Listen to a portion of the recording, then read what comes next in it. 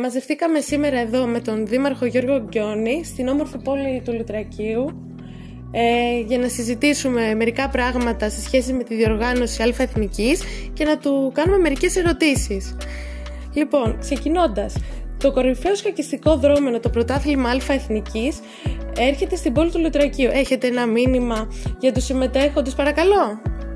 Καταρχάς, θέλω να ευχαριστήσω την Ελληνική Σκακιστική Ομοσπονδία, η οποία πρότεινε το Δήμο Λουτρακίου Περαχώρας Αγίων Θοδόρων να γίνει εδώ πέρα το πρωτάθλημα. Θέλω να ευχαριστήσω τον πρόεδρο, τον Αντιπρίτανη, τον κύριο Στάθη Ευσταθόπουλο, καθώς και τον επίτιμο πρόεδρο κύριο Γιώργο Μακόπουλο, το ότι αποφασίσανε, μαζί και όλο το Διοικητικό Συμβούλιο οπωσδήποτε, που αποφασίσανε στην πόλη του Λουτρακίου να γίνει αυτό το πρωτάθλημα και να επισκεφθούν τόσο πολλοί κόσμος κατά τη διάρκεια του πρωταθλήματος.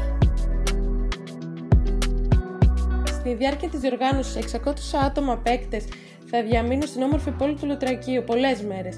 Μπορείτε να μας πείτε τα σημεία που πρέπει κάποιος να επισκεφθεί? Λουτράκι, καλοκαίρι, τέλος Ιουνίου, αρχές Ιουλίου, υπάρχουν πάρα πολλά πράγματα να επισκεφθεί κάποιος που θα έρθει εδώ πέρα να καθίσει αυτό το 7ήμερο, ίσως και 10ήμερο κατά τη διάρκεια των αγώνων. Οπωσδήποτε η διόρυγα τουρισμού, η λίμνη Βουλιαγμένης, το φάρος στο Μελαγκάβι, ο Όσιος Πατάπιος, η Παναγία του Πράθη, τα πολλά μαγαζά που μπορούν να επισκεφθούν και να φάνε πάρα πολύ ωραία, ή τα μπαρ να πιούν ένα φρέσκο ποτό στο καινούριο πεζόδρομο του Λουτρακίου. Υπάρχουν πάρα πολλά σημεία ώστε αυτό το 10ήμερο που θα μείνει ο άλλος να μπορέσει να διασκεδάσει και να περάσει όμορφα.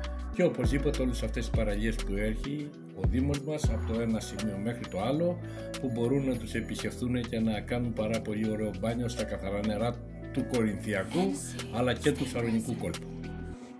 Άρα οι συμμετέχοντες, αν θέλουν να παρατείνουν τη διαμονή τους, υπάρχουν πράγματα που μπορούν να κάνουν.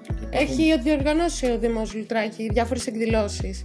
Ναι, μέσα στο καλοκαίρι έχουμε το μεγάλο Λουτράκι Φέστιβαλ, έχουμε μια συνδιοργάνωση της Φιλαρμονικής του Δήμου μας, μαζί με πάρα πολλούς μεγάλους καλλιτέχνες όπως είναι η Πέννη Μπαλταζή, ο Γιάννης ο Κότσιρας, ο Μάριος ο Φραγκούλης, μπορούν να επισκεφθούν το πάρκο Δεξαμενής, εκεί πέρα που θα γίνουν μεγάλες συναυλίες και να περάσουν πάρα πολύ όμορφες νύχτες στο δημοτικό μας πάρκο.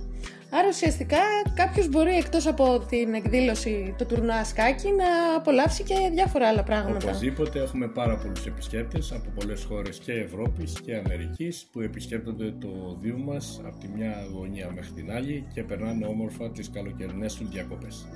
Πολύ ενδιαφέρον πράγματι. Και όσο αφορά τώρα το σκάκι, εσείς έχετε ασχοληθεί μαζί του? Με το μικρός που υπήρχε χρόνος, παίζαμε σκάκι και περνούσαμε πάρα πολύ ωραία. Είναι ένα πολύ έξυπνο άθλημα, θέλει λίγο παραπάνω μυαλό, αλλά είναι πάρα πολύ καλό για την νεολαία να ασχολείται με το... Είναι μεγάλη εξειδίκευση, θέλει αρκετό μυαλό και αυτό είναι πάρα πολύ ωραίο για όσους ασχολούνται με το σκάκι. Πολλοί λένε ότι το σκάκι εκτός από άθλημα είναι και στάση ζωής. Εσείς τι έχετε να πείτε γι' αυτό? Οπωσδήποτε, θέλει αρκετό μυαλό. Είναι ένα άθλημα που δεν κλωτσάς κάτι.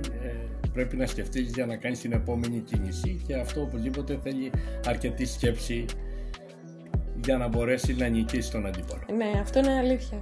Λοιπόν, σας ευχαριστούμε πάρα πολύ που μας απαντήσατε στις ερωτήσεις μας και θα τα πούμε σύντομα.